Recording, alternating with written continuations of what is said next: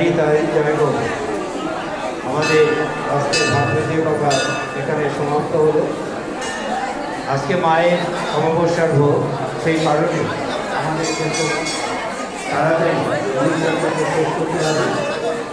আর পুরী ভক্তমণ্ডলীর কাছে আবেদন, আপনারা বাইরে আমাদের প্রসাদের ব্যবস্থা করা আছে, প্রসাদ নিয়ে যত তাড়াতাড়ি সম্ভব এই নাম মন্দিরটাকে আপনাদের দিতে হবে, যেটা আমরা ভালো